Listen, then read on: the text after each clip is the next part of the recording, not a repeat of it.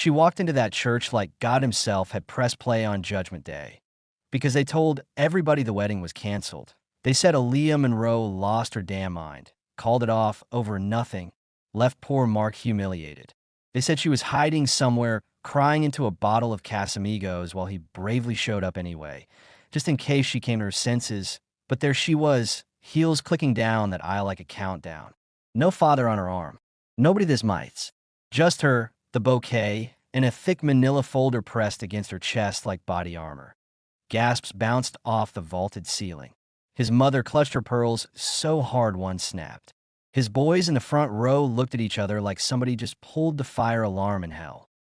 Aaliyah stopped 2 feet from the altar, looked Marcus dead in his lying eyes, smiled the sweetest smile Atlanta ever saw.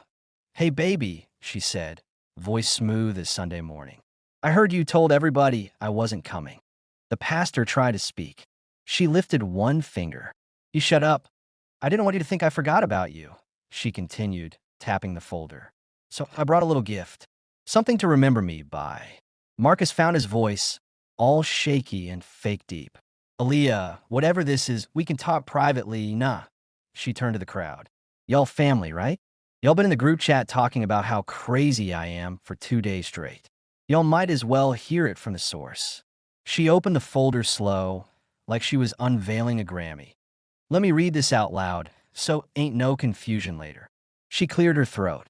As of 11:57 p.m. last night, recorded with the Fulton County Clerk, Marcus Anthony Ellison no longer has legal ownership or beneficial interest in the following assets. She started with the house, that 6-bedroom, 7-bath Buckhead mansion on West Paces Ferry that y'all keep posting on the Shade Room. Title is now solely in the name of Monroe Legacy Holdings, LLC. That's me. 100%. Somebody in the back yelled, "Oh my God." She kept going.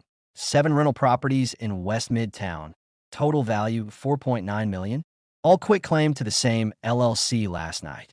Marcus signed every deed himself 6 months ago when he begged me to add him for tax purposes. His best man, Dre, tried to stand up.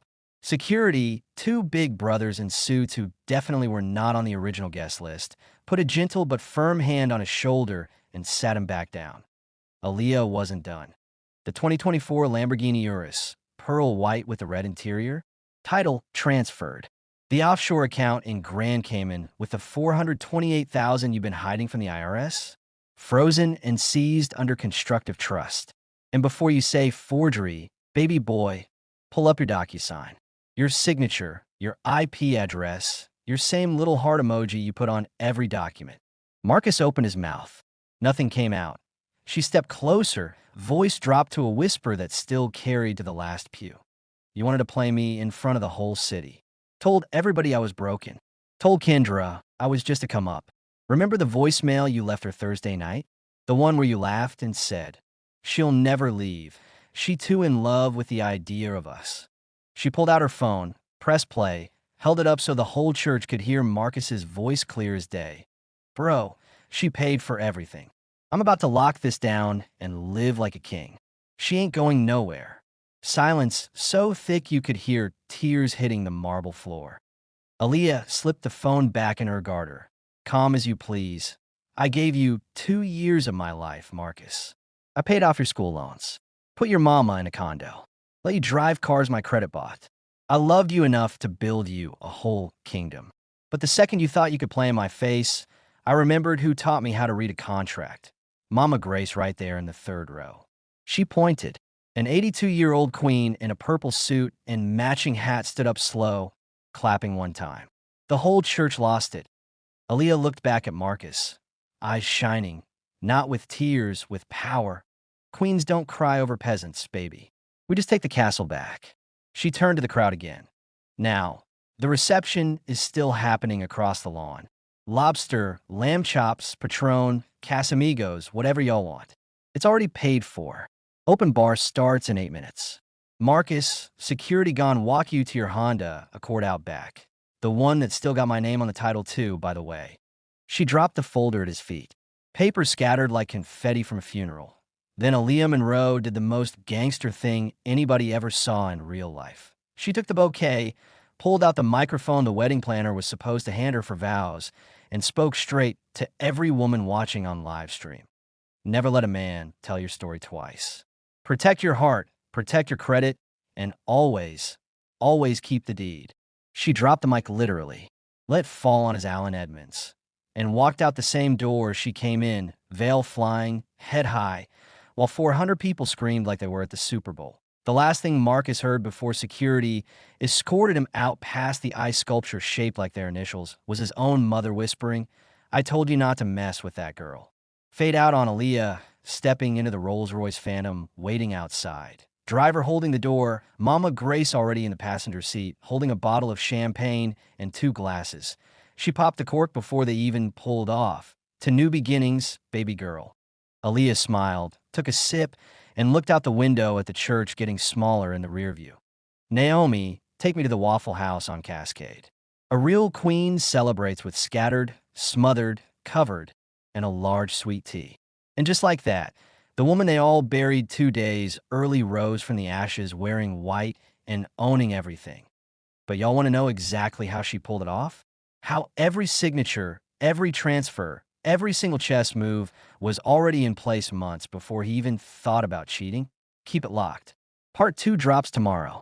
And trust me, the paperwork is where the real tea is. Comment, "I brought the deed," if you're riding with Queen A right now. See you in part 2. So yesterday, we left y'all screaming at the screen while Queen A dropped the mic on Marcus's whole bloodline and rolled out in the Phantom popping champagne with Mama Grace. But the number one question in every comment section, every text thread, every group chat was the same. How?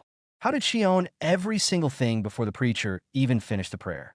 Let's go back, way back, before the ring, before the viral proposal, before he ever tasted what it felt like to have a woman love him enough to change his entire zip code.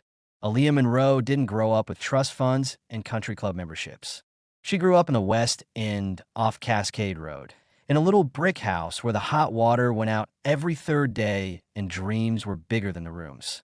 Her daddy left when she was 7. Her mama worked 2 jobs.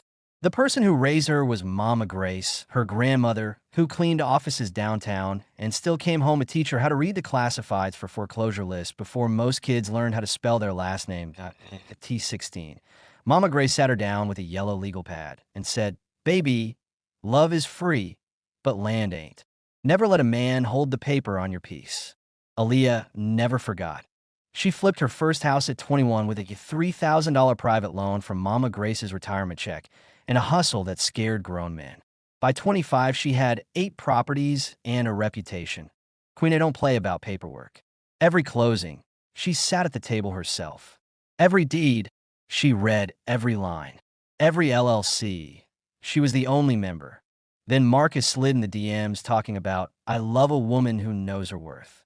He was fine. You'll know how it go. Tall, wave spinning, finance job downtown. Smelled like creed and confidence. He told her he came from money, but wanted to build his own. She believed him because the heart wants to believe. First red flag. He never wanted to split anything 50-50. Always had an excuse why his credit was in progress. She ignored it because love. Second red flag. Every time she bought something big, he'd say, "Bae, just add me to the title so we can get better tax breaks when we married." She heard Mama Grace's voice in her head, but love was loud that day. S.O. She did something smarter than saying no. She said yes, but her way. Every single asset, every house, every car, every account, she put in an LLC she owned 100%. Then she had him sign operating agreements that made him look like he had interest, but in reality gave her sole authority to remove him at any time with 30 days' notice. He never read past the first page. Too busy taking pictures in front of the property for the gram. The Buckhead mansion? She bought it cash. He begged to be on the deed. She put the house in a land trust, then made the trust owned by her LLC. His name was on a beneficiary form that could be revoked with one text to her lawyer. The 7 rental properties? Same structure. Every time he signed, he was actually signing acknowledgments that the money came from her separate property and he waived any claim. He thought he was signing for the accountant.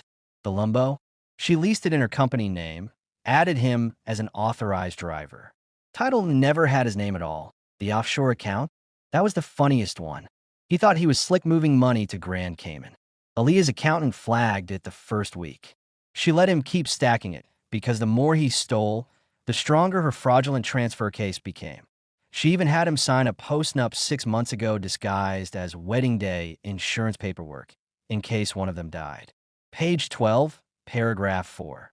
In the event of infidelity proven by electronic evidence, all separate and marital property reverts immediately to the non-breaching party.